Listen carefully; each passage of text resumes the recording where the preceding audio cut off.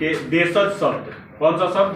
देशज शब्द। देशज शब्द क्या होता है? तो वैसे शब्द जिसके मूल का पता न हो, यानी वो शब्द कहाँ से आया ये किसी को मालूम नहीं है, लेकिन वो शब्द आज भी प्रचलन में, आज भी क्या चीज में है? प्रचलन में है। आज भी इसका इस्तेमाल किया जाता है। आज भी ये सुनने को मिलता है कि लोटा, कटोरा, ये सब क्या है?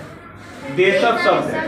तो पता ये चला देशज शब्द किसे कहते हैं? वे शब्द जिसके मूल का पता न हो, लेकिन वे आज भी प्रचलन में हो, यानी आज भी उसका प्रयोग किया जाता है, वैसे शब्द को क्या कहते हैं? देशज शब्द। अब देशज शब्द के बारे में एक बात याद रखना कि देशज शब्द जो है वो आम तौर पर, यानी अगर जनरली देखा जाए तो इसका इस्तेमाल जो है वो क्षेत्रीय भाषा के रूप में किया जाता है।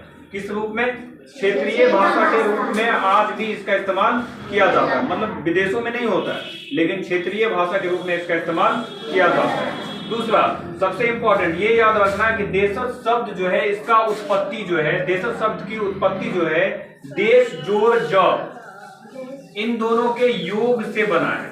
और देश प्लस ज का जो योग है इसका अर्थ होता है देश में जन्मा। क्या चीज?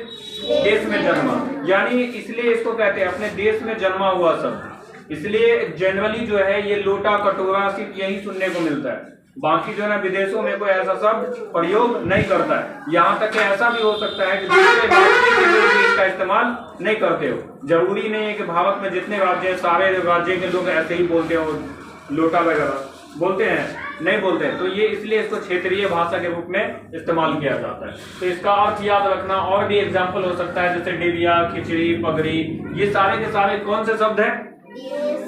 देशज शब्द। तो बात ये कि समझ में आई किसे कहते हैं देशज शब्द? बहुत बढ़िया।